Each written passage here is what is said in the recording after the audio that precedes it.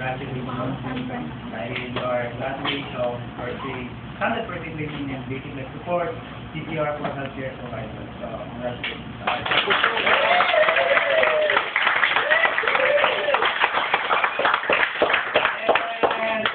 Dahil kayo ay automatic na first leader, so automatic din kayo volunteer ng team. Yes. So, pag kinailangan namin ng tulong niyo, so, yung mga number naman doon siguro sa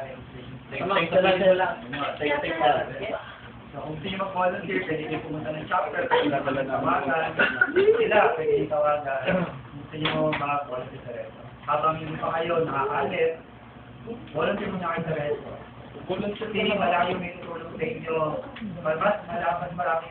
malaki madidevelop sa inyo. Malaki may tutulong sa inyo.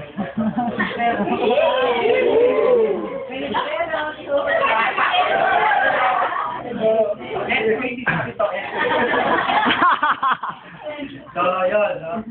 Then, doon naman sa learning experience niyo in the Red Cross, so hopefully, sabi nga namin, always natin na kung ano din natutunan natin, maka-first aid yan, maka-CPR yan, saan gawin natin magamit.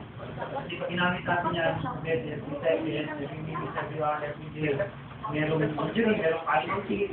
So, ayaw naman natin mangyari noon, araw-araw, lagi tayo natin. So, kung ano may natutunan natin, at kung gusto nito i-apply, so i-apply lang po natin ng tama, yun, sa tamang tao. So, pagka nakikita kayo ng ID, so yung ID po natin, yung certificate of completion, so license po natin yung nasa first aider. So, ingat lang po sa paggamit. Ingat lang po kayo doon. 21, may gagamitin ninyo yun.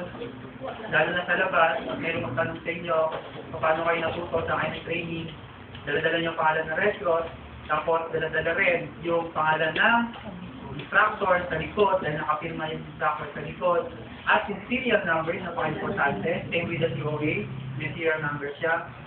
So, once na magkamali kayo, ang instructor po ang mananagot. Kasi pwede po kami tanggalan ng license sa Red Cross. Pwede kami ma-terminate, pwede kami ma-suspend yung ginawa.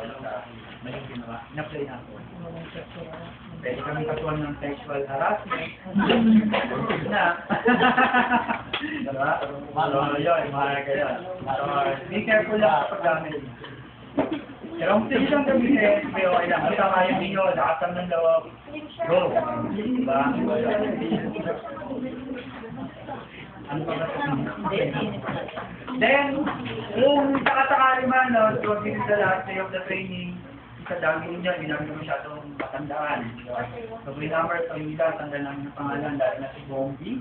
Sir, thank you. Tatanong ngayon sa akin, si Bombi. Sir, ano pangalan nito? Then, yung pag-ulit sa lahat, diba, hindi namin tanda yung mga pangalan ninyo. So, by number o sa mukha lang. Number 13. At sa dami rin na aming mga tinuturuan. So, libo-libo na. Madami na. Tagal na sa resto.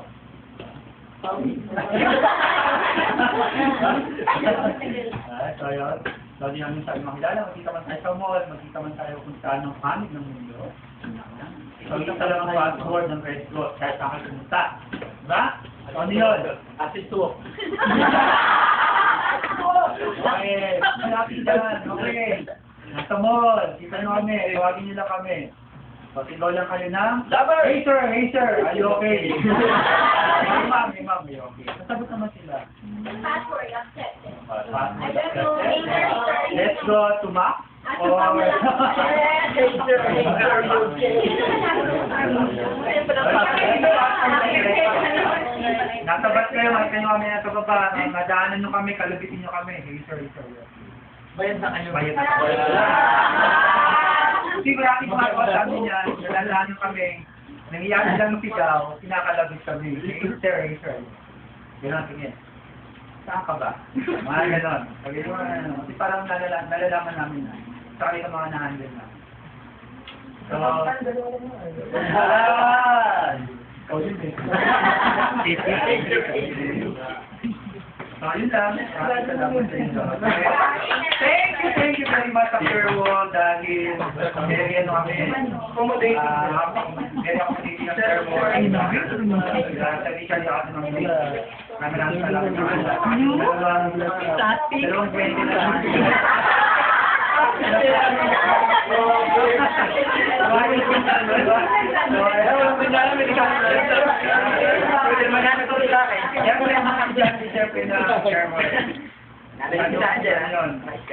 Nag-break na yung ano eh, yung ano ng red fruit eh, yung tagong red fruit. Yung tingin sa red fruit na mabawasan eh. Mabawasan na, ano paano? Kailangan yun. So, yun, kasi iba yung tingin nila sa red fruit class eh. Pag nakita nila,